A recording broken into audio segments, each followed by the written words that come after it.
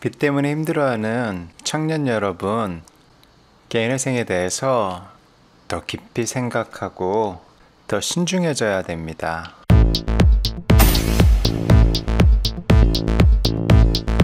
안녕하세요, 채무자입니다. 저는 평상시에도 다양한 채무자 여러분들과 대화를 하며 지내는데요. 그러면서 제 경험들을 토대로 조언을 해주기도 하고, 저 역시도 제가 이전에는 몰랐던 새로운 사실들을 배우고 여러가지 정보를 얻기도 합니다. 예전부터도 인지는 하고 있었지만 최근에는 그 상황이 매우 심각하다라는 걸 알게 된 게 있는데요. 그게 바로 청년의 개인회생입니다. 제 영상 중에서 많은 분들이 보신 농간 사례, 그와 유사한 개인회생이 제가 생각했던 것보다 훨씬 더 많다라는 것을 뒤늦게 알게 되었습니다. 오늘은 그래서 빚 때문에 마음고생하다가 인터넷 광고에 낚여서 개인회생을 생각하거나 진행 예정인 20대에서 30대 초반 연령대의 청년들을 위한 영상입니다. 다른 연령대와는 다르게 개인회생을 생각 중인 청년들에게는 다른 세대와는 확연하게 구분되는 청년들만의 공통점과 특징들이 좀 있습니다. 이제 공통점을 좀 몇 가지 이야기를 드리면요. 소득이 적습니다. 아직은 사회 초년생이고 경제활동했던 기간이 그렇게 길지 않기 때문에, 그래서 100만원 중반대부터 많으면 한 200만원 중반대, 그리고 재산이 없거나 매우 적습니다. 그래서 이분들이 가지고 있는 게 주택 청약 정도 있는 분들이 있고, 그 다음에 그냥 크든 작든 보험이 조금 있거나, 그 다음에 이제 남성분들 같은 경우에 자동차 있는 경우들이 좀 있고요. 그리고 이제 또 하나의 공통점은 뭐냐면 채무 규모도 비교적 작습니다. 이제 우리나라에 있는 금융사들이 사회 초년생으로서 신용활동 기간이 아직 그렇게 길지 않았던 청년층에게 그렇게 대출을 많이 해주지도 않아요. 그 연실소득 대비 채무 규모가 보통은 이제 200% 미만이 많아요. 그거보다 좀 넘어가는 사람들도 있긴 하지만요. 그리고 개인회생 하겠다고 하는 분들 중에 보면은 심하게는 본인 연간 실소득 대비 채무 규모가 100%가 채 안 되는 분들도 있습니다. 그리고 이제 150에서 180% 요 사이에 있는 분들이 많고요. 미혼일 가능성이 큽니다. 그리고 부모님과 함께 거주 중인 경우도 많습니다. 직장이나 학교 등등 관련해서 이제 좀 일찍 부모님으로부터 독립해서 나와 있는 분들도 있긴 하지만은, 오늘 영상에서는 이제 부모님과 함께 거주하고 있는 그런 상황의 청년을 이야기를 할 거예요. 그리고 이 연령대에 있는 청년들 같은 경우에는 부모님들도 비교적 젊고 건강하십니다. 연령대 같은 경우에는 보통 이제 5, 60대가 많은 편이고, 그러다 보니까는 여전히 현업에서 경제활동을 하고 있는 분들이 많으세요. 부모님들조차도. 자, 그리고 이미 제가 이런 정도만 이야기를 드렸어도 제 영상을 좀 보셨던 분들이라고 하면은 아마도 제가 무슨 이야기를 하려고 하는지 눈치챈 분들이 좀 있을 거예요. 그럼 이제 이러한 청년들만의 공통점과 그 개인회생과의 상관관계를 이야기를 좀 드려볼게요. 자, 앞서 이야기 드렸던 재산과 소득이 적은 경우, 이건 개인회생에서 유리하게 작용을 하는 경우가 많아요. 하지만 이제 더 들어보세요. 그리고 이제 미혼이라고 했습니다. 그리고 부모님들도 아직 경제활동을 하고 있다라고 이야기를 드렸어요. 그러면 미혼이니까는 아직 자녀가 없겠죠. 그리고 부모님들도 경제활동을 하고 있고, 이러한 경우 개인회생을 신청하게 되면은 부양가족이 전혀 없이 1인 기준으로 신청을 하게 됩니다. 그래서 개인회생을 신청을 해도 1인에 관련된 생계비 딱 105만 4천 원만 인정을 받게 되는 거예요. 자, 그리고 아직은 상대적으로 채무 규모가 비교적 적은 편이라고 이야기를 드렸어요. 연소득이 200% 미만인 경우가 많고 훨씬 더 적은 경우도 있고요. 이러한 청년층들이 개인회생을 하게 되면은 높은 확률로 채무 탕감이 전혀 없거나 혹은 아주 적을 가능성이 커요. 그런데 여러분들은 그걸 모릅니다. 왜냐면 개인회생이라는 제도 자체를 여러분 스스로 깊이 있게 공부를 한 적이 없고 다들 생소해요. 그리고 여러분들은 전부 다 그냥 네이버든 유튜브든 1,500만원 이상 신청 가능, 최대 90% 탕감, 이딴 것들만 보고 개인회생을 하겠다고 달려들거든요. 여기에 개인회생 업자들이 상술이 들어옵니다. 여러분이 굉장히 불안하고 다급해요. 그래서 인터넷 검색하다가 그냥 개인회생 사무실을 찾아요. 이제 이제 찾는 방법도 굉장히 여러 가지긴 한데요. 그냥 대충 카카오톡 오픈 채팅에 있는 개인회생 업자들 톡 상담을 하거나 뭐 문자 상담, 전화 막 이런 정도만 합니다. 청년들의 특징이 또 뭐가 있냐면 대면 상담 자체를 잘 안 해요. 직접 어디 사무실 방문해서 상담하거나 이런 거를 안 한단 말이에요. 이제 괜히 쪽팔리기도 하고 또 막 무섭기도 하고 그렇거든요. 그 심정도 아예 모르는 바는 아니지만은 그래도 그러면 안 됩니다. 생각해봐요. 여러분들이 만약에 100만원짜리 카메라 하나를 사든 100만원짜리 백 하나를 사든 여러분 그렇게 대충 안 할걸요? 그리고 한 200만원 정도 들여서 유럽 여행을 간다고 쳐봐요. 얼마나 열심히 준비합니까? 근데 개인회생을 하려고 해도 대충 한 1,200만원 정도의 비용을 지출을 해야 되고 향후 수년간 여러분의 인생 계획에 지대한 영향을 끼치는 중요한 인생 사건입니다. 그런데 왜 그렇게 대충 하죠? 여러분도 문제고 각성해야 됩니다. 불안하고 다급한 거 충분히 알지만 그래도 정신 차리고 훨씬 더 냉철해져야 된단 말이에요. 앞서 이야기 드렸던 이런 청년들의 공통점과 일반 채무 환자들의 특징을 토대로 여러분의 개인회생 결과를 예상을 해보면요, 그 결과는 그냥 정해져 있습니다. 한 푼도 탕감을 못 받거나 아주 적은 탕감을 받는 것으로 여러분의 개인회생은 끝이 나게 돼요. 그리고 중요한 문제가 뭐냐면, 그리고 그렇게 해가지고 여러분이 10원 한 장도 탕감 받지 못하는 개인회생 결과가 나와도 여러분이 할 수 있는 어떤 클레임 방법이 없어요. 왜냐면 사무실은 법대로 한 것이고 법원이 판결한 거다라고 하게 되면은 여러분은 아무런 할 말이 없습니다. 왜냐면 법대로 한 건 맞으니까. 물론 제가 지금 이야기 드리는 이런 것들이 뭐 청년 채무자라고 해도 개인 상황에 따라서 뭐 다 다를 수 있긴 합니다. 하지만 적어도 앞서 언급했던 청년들의 공통점, 이 공통점을 가지고 있는 상태라고 하면은 여러분의 개인회생 결과에는 다른 변수가 없어요. 그냥 딱 정해져 있습니다. 왜냐면 연소득 대비 채무 규모가 크지 않기 때문에 결과 예상이 충분히 가능하단 말이에요. 굳이 개인회생 사무실 가기 이전에도. 왜냐면 청년들의 상황은 대체로 단순하거든요. 자, 이제 제가 자료 좀 보여드려 볼게요. 근래에 제가 조사를 했던 건데요, 2020년 5월 기준 서울회생법원의 이제 회생파산 공고 게시판에서 여러가지 인가 결정문들을 제가 쭉 다 보았습니다. 5월달 거를. 그래서 이제 원리금 100% 변제율로 끝난 사건들 중에서도 제가 영상에서 이야기하고 있는 청년 연령대의 개인회생 신청 인가자들의 결정문 몇 개만 추려서 가져왔습니다. 그 자료들 좀 여러분하고 한번 같이 볼게요. 여기 보시게 되면 채무자 1996년생이고 원리금의 100%입니다. 그리고 변제기간 29개월이에요. 이번에 90년생이고 원리금의 100%이고 17개월입니다.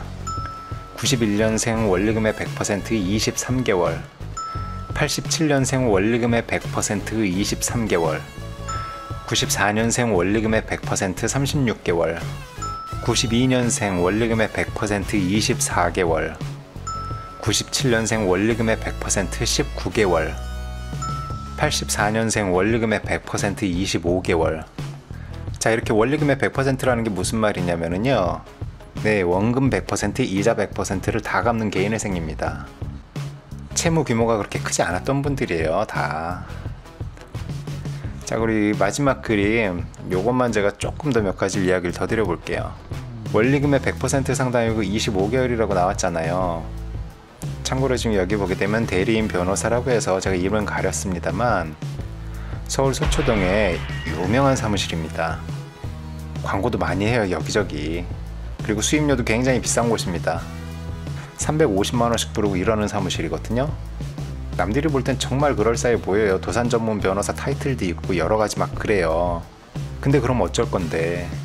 그렇게나 실력 있고 유능하고 유명한 변호사 사무실에 변호사한테 맡겼다라고 했지만 10원 한 장 탕감 받은 거 없어요. 그리고 어차피 이런 정도 사무실 변호사님이 여러분의 개인회생 사건 쳐다도 안 봐. 전부 다 그 밑에 사무장이나 직원들이 다 하는 거지. 특별히 비싼 변호사 쓴다고 여러분 사건이 더 잘 나올 거 없습니다. 저는 그래요. 제가 뭐 지금 보여드렸던 이런 자료들 속에 있는 그 개인회생 사건들 신청했던 거, 뭐 그런 서류들을 제가 다 모두 직접 들여다보고 이런 게 아니잖아요. 그러다 보니 무엇이 진실인지는 모릅니다. 제가 그냥 이제 저의 주관적인 추정일 뿐이에요. 제 생각은 그래요.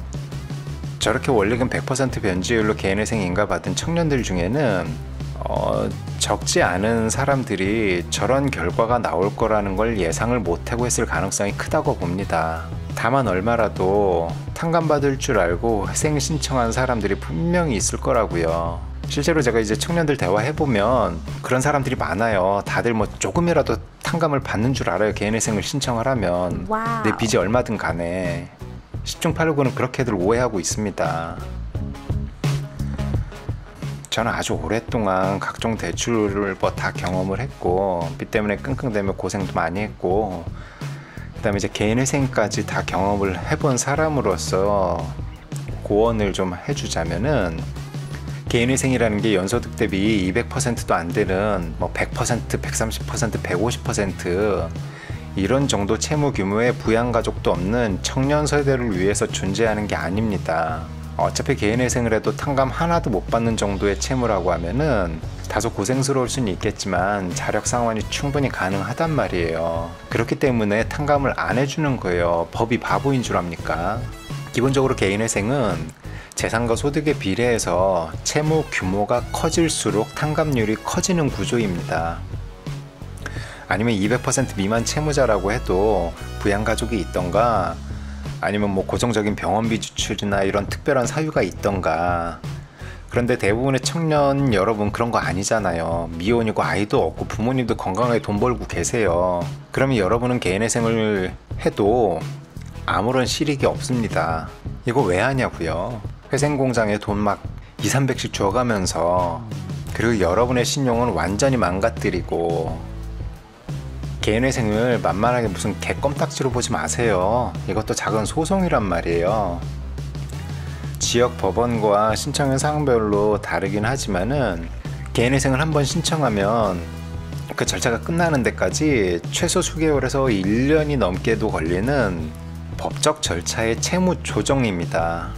그리고 그런 절차를 진행하면서 느끼게 되는 정신적 피로감이 상당하단 말이에요. 신중해지세요. 결과 예상을 하고 무엇이 더 현명한 선택인지 깊이 고민을 해야 된다고요. 청년 세대면 향후에 결혼이나 독립 뭐 관련해가지고 주거대출이나 뭐 이런 것들 필요하고 이럴 수 있거든요. 개인회생하게 되면 그 기간 동안엔 그런 거 꿈도 못 꿉니다. 여러분의 신용을 완전히 망가뜨리고 향후 수년간 아무런 대출을 뭐 사실상 안 되고, 기존에 사용했던 신용카드 이런 거 전혀 사용할 수가 없고, 새로 나온 스마트폰 할부금에도 힘들고, 자기 자신을 먼저 좀 잘 살펴보세요. 제가 좀 이야기를 나누고 하다 보면은 청년들 중에 아직 사회 초년생이고 아직 세상 물정을 잘 모르다 보니까는 돈 관리 미숙한 사람들도 정말 많습니다. 제가 경험하고 이야기 나눠봤던 청년들 보게 되면은 뭐 대출 때문에 힘들어서 개인회생 하겠다고 막 나오는데, 본인들 소비 행태를 보면은 자기들 할 건 다 하고 있어요. 뭐 청약저축에 보험에 뭐 이런 거야 뭐 그렇다 치겠는데, 이를테면 뭐 여성분들은 뭐 한 달에 한 번씩 뮤지컬 가든 또 봐야 되고, 그래서 문화 힐링은 해야 되고, 그리고 이제 남성분들 같은 경우에는 뭐 중고차라도 외제차 뭐 그래도 오래된 거라도 하나 가지고 있으려고 하고, 그리고 또 뭐 본인 뭐 연소득 한 3천만 원 되면서 뭐 K5니 신차 이런 거 전액 할부로 끊어가지고는 타고 다니고 막 이런 분들 많이 있거든요. 그러면서 개인회생 하겠다고? 아니에요, 여러분. 여러분 씀씀이 그렇게 할 거 다 하고 하면서 여러분의 빚은 절대로 줄지 않습니다. 자, 그럼 이제 간단한 결론을 좀 이야기를 먼저 좀 드려볼게요. 청년 세대의 경우에는 앞서 이야기 드렸던 그런 어떤 공통점들을 가지고 있는 상황이라면은 개인회생을 해도 채무 탕감이 아예 없거나 매우 적을 수 있습니다. 그리고 이제 원리금 100%의 개인회생일지라도 뭐 이제 채무자 상황에 따라서는 그것이 올바른 선택일 수도 있어요. 채무 규모가 연소득 대비 200% 이제 미만이라고 할지라도 완전히 잘못된 대출 순서로 대출을 받았던 분들이 있거든요. 그래서 채무의 질이 아주 나쁜 사람들이 있습니다. 이를테면 이런 거예요. 은행 대출 그냥 조금 있고 그런 다음에 절대 다액이 그냥 저축은행 이하 고금리 대출을 뭐 이제 만기 일시 조건으로 받은 사람들이 있어요. 뭐 이런 경우라면은 변제율이 100%일지라도 뭐 회생을 할 만한 가치가 있기는 해요. 자, 이제 마지막으로 저와 이야기를 나누었던 개인회생을 준비하던 2명의 청년에 대한 이야기 제가 이제 간단하게 들려드리면서 영상을 마무리할 건데요. 뭐 이 두 청년의 상황이 사실은 이제 매우 비슷했어요. 소득이 비슷했고 연령대도 비슷했고 차이점은 이제 채무 규모가 좀 달랐고요. 자, 이 1번 청년의 이야기 먼저 볼게요. 여기 보시게 되면 이제 A 법무법인은 이 청년의 소득에서 105만 원을 제외한 나머지 전부를 법원 변제금으로 납부해야 된다는 이야기를 한 거고, 개인회생을 진행했으면. 그리고 B 같은 경우에는 뭐 75로 해준다고 뭐 했다라고도 하고요. 이건 뭐 추가 생계비를 조금 신청을 해주겠다 뭐 이런 의미로 저는 읽었어요. 그 다음에 이제 세 번째 C 사무실 같은 경우에는 똑같은 이야기를 이제 물어보니까는 여기서 하는 얘기는 법원에 접수하기 전까지는 변제율이라든가 뭐 월 변제금이나 이런 거는 법원에서 결정을 하는 거기 때문에 사무실에서 즉답을 해주는 게 아니라고 이야기를 했대요. 제가 이야기 드렸잖아요. 미리 이야기를 안 해주는 것들이 많다고. 그럼 A는 뭐고 B는 뭔데? 이건 양심불량이에요. C는 볼 것도 없이 이거 다 서초동입니다. 세 군데 모두. 그래서 이 청년에게도 제가 결과 예상을 해주었어요. 어차피 원리금 100%인 거고 변제 기간은 한 4, 5개월 이렇게 나올 거라고. 결국 이제 이 청년 같은 경우는 그냥 회생하기로 했어요. 왜냐면 얘 힘들었나 보더라고요. 근데 이제 선택은 본인이 하는 거예요. 적어도 어떤 결과가 나올 거라는 거 일단은 예상을 했잖아요. 지금 아마 개인회생 하고 있을 거예요. 2번 청년의 이야기를 좀 볼게요. 안녕하세요 채무자님, 지난번에도 댓글로 한번 문의는 드렸는데 또 쪽지를 보내게 되어 죄송하게 생각합니다. 지금 개인회생하려고 마음 먹었다가 접수 전인데 무슨 말이냐, 이미 사무실에 그 서류까지 다 넘겨준 상태고 사무실에서도 일정 부분 서류 작업을 한 상태예요. 이제 곧 법원에 접수할 때인 거예요. 자, 여기 다시 볼게요. 법원에 매월 입금해야 하는 금액이 91만 원으로 판정될 거라고 사무실에서 알려주셨습니다. 최저생계비 105만 원을 제외한 91만 원 정도로 입금하게 될 거라고 하시더라고요. 여기 볼게요. 근데 제가 기존에 대출 원금이랑 이자랑 해서 95, 97만 원 정도를 입금하고 신용카드를 따로 사용했었는데 막상 접수를 하려고 하니까 이게 맞는 건지 모르겠어요. 개인회생은 접수만으로 끝이 아니라 보정서류도 제출해야 하고 추가 자료가 필요하면 자료 준비도 해야 한다고 하는데 제가 잘한 선택인지 자꾸 고민이 되네요. 정말 기특한 청년입니다. 이성을 찾은 거예요. 무슨 말이냐, 개인회생이랑 상관없이 지금 현재도 연체하지 않고 힘들지만 한 달에 한 95만 원 정도 대출 원리금이랑 카드 값이랑 이렇게 내고 지내고 있는 거예요. 그런 상황에 근데 개인회생을 해도 매달 91만 원씩 법원에 돈을 내야 되는 거예요. 자, 그럼 뭐냐, 지금 현재 상태나 개인회생이나 별반 차이를 못 느끼는 거예요. 그리고 이걸 하기 위해서 한 200만 원이나 되는 비용을 또 써야 되는 거고. 저는 이 청년 이야기 들으면서 매우 보람을 느끼고 기뻤습니다. 다음 그림 볼게요. 결론이 난 거예요. 이 청년은 개인회생을 하지 않기로 결정을 했습니다. 그리고 다 취소했어요. 그리고 제가 잘했다라고 박수 쳐주고 격려해주고 싶은 그런 청년이에요. 마음고생 정말 많이 했던 청년이거든요. 전 이해돼요. 많이 울었을 거예요 아마. 보세요 여러분. 여러분과 비슷한 연령대에 똑같이 이제 빚 때문에 고민을 하던 여러분 친구들 이야기예요. 1번 친구든 2번 친구든 모두. 그리고 여러분이 1번 친구의 길을 가든 2번 친구의 길을 가든 그건 여러분의 선택입니다. 제가 드리고픈 이야기는 어떤 길을 가든 간에 개인회생을 통한 결과를 미리 예상을 하고 그런 다음에 여러분의 향후 수년간의 인생 계획과 같이 합쳐서 고민을 해보세요. 불안하고 다급한 마음에 절대로 성급한 회생을 하지 말라고요. 일종의 회생 숙려 기간을 충분히 거친 다음에 그리고 결정하십시오. 내 말이 무슨 말인지 알겠죠? 1번이든 2번이든 여러분 인생입니다. 오늘 여기까지고요. 청년 여러분 힘내십시오. 화이팅!